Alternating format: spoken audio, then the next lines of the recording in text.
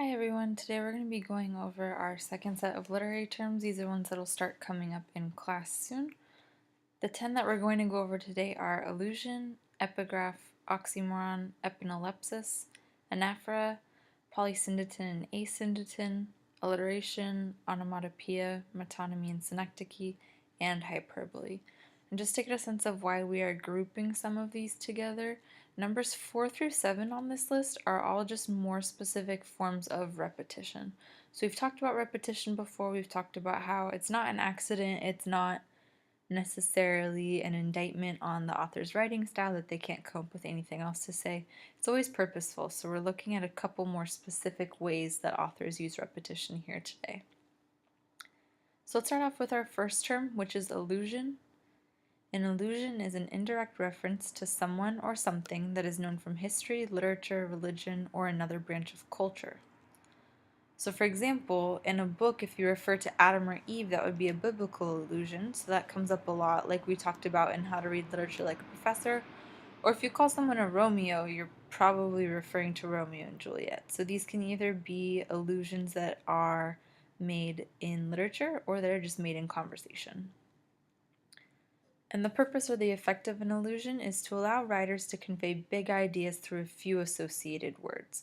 So just bringing up somebody's name in these cases lets you in on the whole story without them needing to necessarily go in depth into the whole thing. Our second term is an epigraph. This is a quotation or an aphorism, which means like a short piece of writing at the beginning of a literary work that suggests the theme. So for example, we'll talk about this more in class, the excerpt from the poem The Second Coming that shows up before things fall apart would be an epigraph. So anything, if you look in a copy of a book, a lot of times we skip over these, but they can have a really good effect. They can help draw a connection between that main work and another work. So it gives us a hint about the main idea or the theme right away before we've begun the book. Our third term is oxymoron. This one might be familiar to some of us. This is a figure of speech that combines opposite or contradictory terms in a brief phrase. So within a few words, you have opposites. So for example, pretty ugly, bittersweet. And this creates a dramatic or comedic effect depending on how it is used in the context of the situation. Next we have epanalepsis. This is where you repeat the same word or phrase at both the beginning and at the end of the line, clause, or sentence. So like we talked about, our next few terms are specific branches of the term repetition, that literary device. This one is where you start and end with the same word or phrase in the line, clause, or sentence. So for example, this quote from Voltaire that says, "Common sense is not so common." This would be an example of epanalepsis because we have the word common repeated at the beginning and at the end of the same sentence.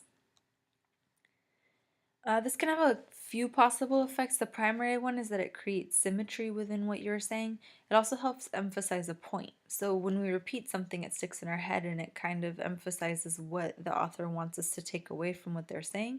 So having that here is another good example. Next we have anaphora, which is where, again, you repeat the same word, phrase, or clause, but it's at the beginning of two or more sentences in a row. So a famous example is from A Tale of Two Cities by Charles Dickens, where it says it was the best of times, it was the worst of times, it was the age of wisdom, so on and so forth. When it has it was the, that is anaphora because it is repeating that word or phrase at the beginning of multiple sentences here. Again, with other sources of repetition, anaphora can also help make the writer's point more coherent. So we have a good structure here. It's very logical. It also just adds a certain rhythm or flow to the writing. The next two we're going to talk about together, we have polysyndeton and asyndeton. Polysyndeton means that you use several coordinating conjunctions even when they aren't grammatically necessary. So as a reminder, a coordinating conjunction, those are the three and, but, or. So an example of polysyndeton would be saying over the weekend she needed to clean her room and clean the car and do her homework and go to work. You don't have to have the word and there in each spot. You could just replace that with commas or even split it into separate sentences.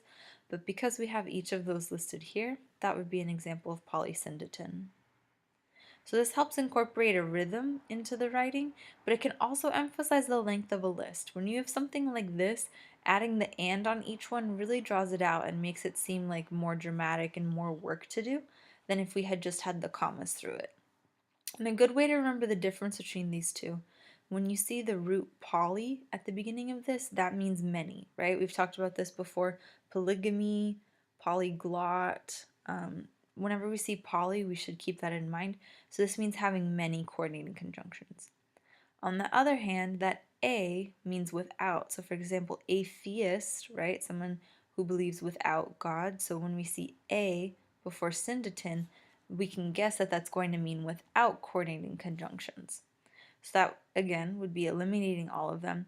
And it's usually in a way that sounds like it could be incorrect, but it's actually fine. So for example, if you say he eats, breathes, sleeps football, it sounds a little weird because typically you'd have and here, but we got rid of it using asyndeton, and this helps speed up the rhythm of a sentence or phrase. In this case, it also has a bigger impact where, because we don't even have time for the word and, it really emphasizes how pivotal of a role football is in this example sentence. Our last repetition, one that we're talking about today, is alliteration, which is the repetition of the same or similar consonant sounds in words that are close together. A couple things to point out. Consonant, as a reminder, is any letter that is not a vowel, A, E, I, O, U, sometimes Y. And it's important to note that we're saying consonant sounds. It's not necessarily the same letter, but it's the same sound. So for example, K and C will sometimes have the same sound, and that can be alliteration even though they won't look the same. So an example from a famous poem called The Rime of the Ancient Mariner is the fair breeze blew, the white foam flew, the furrow followed free, we were the first that ever burst into that silent sea. So we've got multiple examples here of alliteration. We've got breeze blew, foam flew. You could even possibly count fair in there, even though it's not directly next to those words. It's somewhat close. It'd be a stretch, but some AP exam questions would count that. Furrow followed free, and silent sea. And this creates a musical effect or a flow for literature.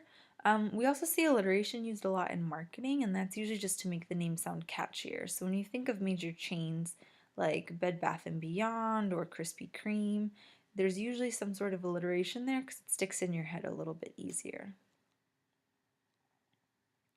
Next one might also be familiar, onomatopoeia. That's where the word sounds like what they're trying to describe. So for example, pop and zap are both words where when you say the word out loud, it sounds like the sound that they are trying to describe. And this just helps add to the auditory imagery. It just is very clear what you're describing and how it should sound. Our next two are also going to be doubled up because they are somewhat related, and those are metonymy and synecdoche. Metonymy is where you use a figure of speech it is a figure of speech where you refer to a person, place, or thing with something else closely associated with it. So you're having something associated with that person, place, or thing stand in for the description of them. So for example, when we say the White House announced the new bill, we don't literally mean that the White House announced it. We are talking most likely about the president. And this would be an example of metonymy because instead of saying the president, we're using something closely associated to it. When we think of the White House, we think of the president. Another example, if you say they requested support from the crown, again, they're not actually going up and like talking to a crown, they're talking to the king or queen in this case, and you would use the crown as an example of metonymy to kind of step in and have that association. A possible effect of metonymy is it can be used to make writing more concise without needing to repeat who you're talking about every time. You can key into that person with shorter phrases like White House or crown. It also helps add to the imagery of the sentence. Synecdoche is somewhat related, where you're still using this literary device to replace what you're talking about, but rather than metonymy, where you're just using something closely associated with that object, in synecdoche you're using a part to represent the whole. So for example, if you say he got a new set of wheels, Maybe he really did literally just get a pair of wheels, but you're probably referring to a car. So this would be an example of synecdoche where you're using just a part of the whole. So in this case, you're using just the wheels to refer to the whole car. This has a similar effect as metonymy, just making writing more concise and adding to the imagery. And our last one for today is hyperbole. This is just where you use exaggeration or overstatement. For example, your suitcase weighs a ton, or it took me forever. We use hyperbole a lot in everyday speech, so we might be kind of numb to some of these examples, but just keep an eye out for those in our reading. And this just intensifies the subject of work, makes it a little bit more dramatic. And that's our last one, so just make sure your notes are up to date so we can start practicing together.